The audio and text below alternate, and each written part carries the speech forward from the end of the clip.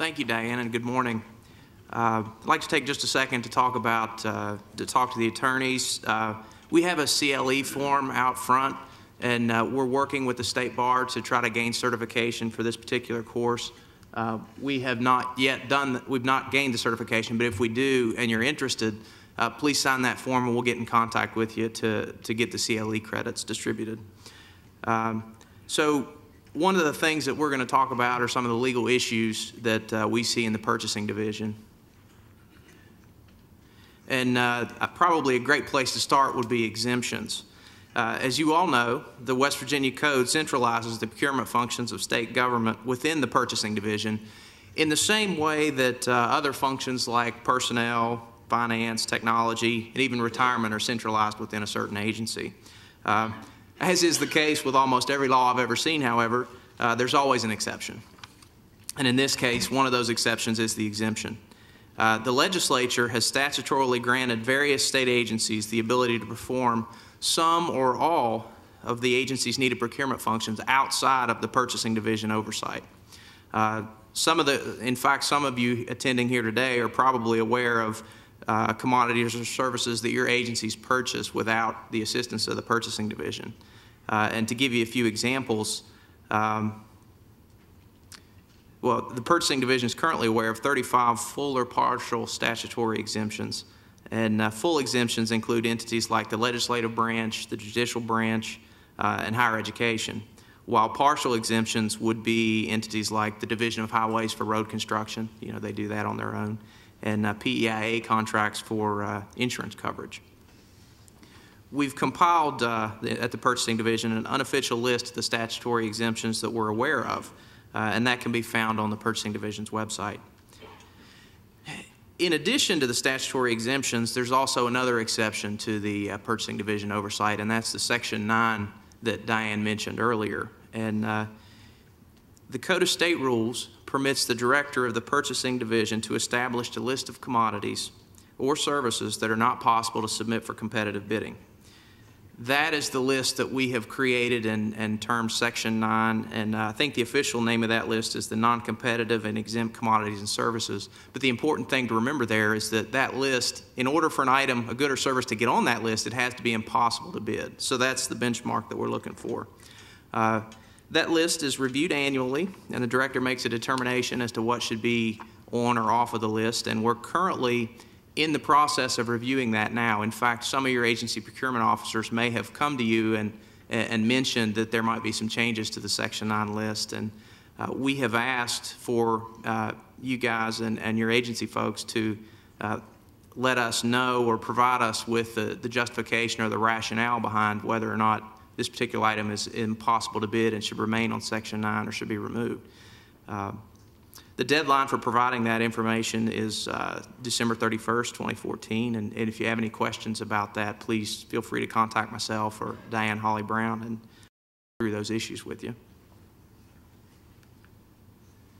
The next thing to talk about just a little bit is the public nature of the bidding process that we undertake at the purchasing division. Everybody that works in government very quickly becomes acquainted with the FOIA laws and the various disclosures that requires and the exemptions related thereto. In addition to the FOIA, the purchasing division is also required to make bids, or statutorily required, to make bids available to the public immediately after opening and to make the remainder of the contract file available after an award has been made. Due to the disclosure of bids publicly, we're very concerned, as you can imagine, about the information that's contained within the solicitation document that we get from the agency in a lot of cases.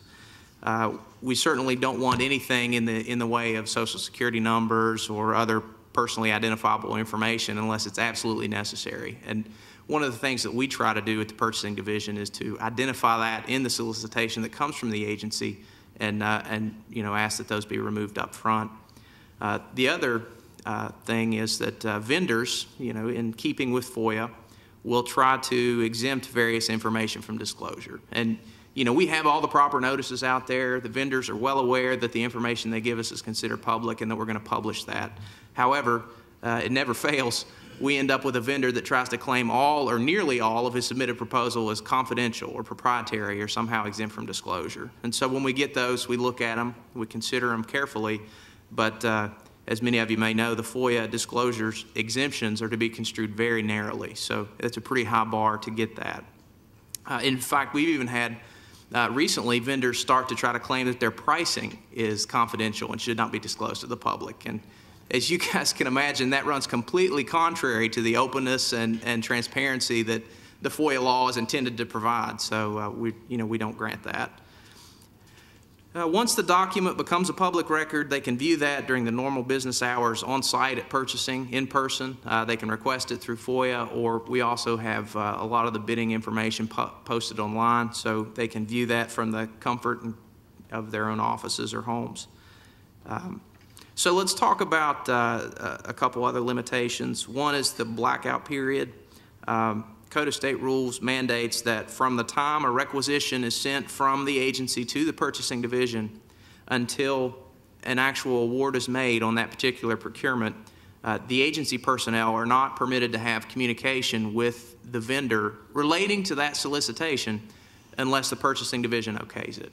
Obviously, a lot of vendors have more than one contract, so it's perfectly acceptable and understandable for the agency to communicate with that bidder relating to other contracts, just not the one that's out for bid at the time, and so we call that the blackout period. The next thing we're going to talk about is, what happens when it all goes wrong. We find through one mechanism or another that there's been a violation. The purchasing division, we're charged with, among other things, ensuring that the vendors are treated in a fair and equitable manner, that everybody has a chance to participate in the public procurement process. And as part of that responsibility, we're going to encourage and constantly do encourage state employees to use the highest degree of integrity and ethical behavior in this procurement process. In addition to that encouragement and helpful guidance from the purchasing division, the legislature has seen fit to enact penalty statutes that deal with violations.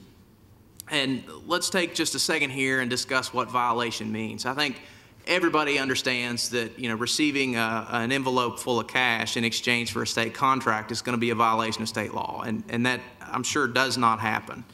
However, what you may not know is that violations in this sense are a little bit more broad, and something as simple as trying to utilize a sole source procurement when in fact there is known competition for a good or service could be considered a violation of the state law, as could be unfairly drafting specifications to favor one vendor over another when we know there's competition there. Those things would be considered violations of procurement law, and so we try to help you avoid those situations through the trainings that Diane mentioned and through our guidance that we provide in other ways. So what is the consequence? Well, some of the more onerous provisions provide for criminal penalties of up to 5 years in prison and $10,000 in fines. There is personal liability on the part of the spending officer and anybody else that's charged with overseeing that contract process. And that is a fairly recent addition. It was changed slightly. Senate Bill 356 modified it. And one thing to note, your spending officers may have come to you with some concern about this personal liability issue. If they do, I would point out that that particular provision is limited by a knowing and willful act, so a simple mistake is not going to trigger the personal liability. What we really have to have here is a serious, well, in law school they call it mens rea, but basically intent. And contracts that violate procurement laws are void and of no effect. So, if you're in a hurry and you think a sole source may get you there quicker, just keep in mind that if it turns out that that was actually not correct and a violation, the contract's going to be void and we're going to have to start over anyway. So, keep that in mind as you go forward.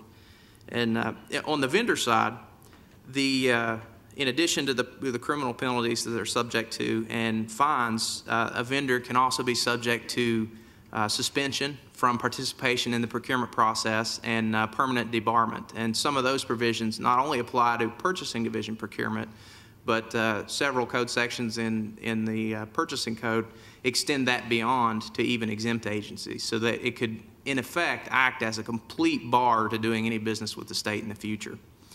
And finally, as Dave mentioned, as a result of Senate Bill 356 passing into law, the purchasing director and the Secretary of Administration both have the authority to issue cease and desist notices if they find that procurement law has been violated.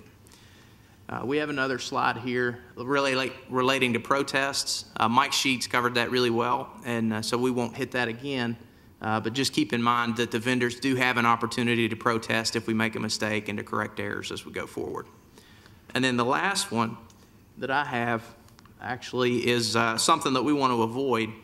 You know, a lot of times, because of the nature of procurement, and that's where a lot of money changes hands between the state and the vendor community, we have a lot of media attention.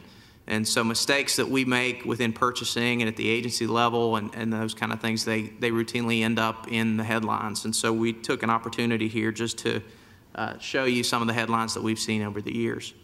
And with that, I would like to introduce Elizabeth Perdue, and she'll talk about surplus property.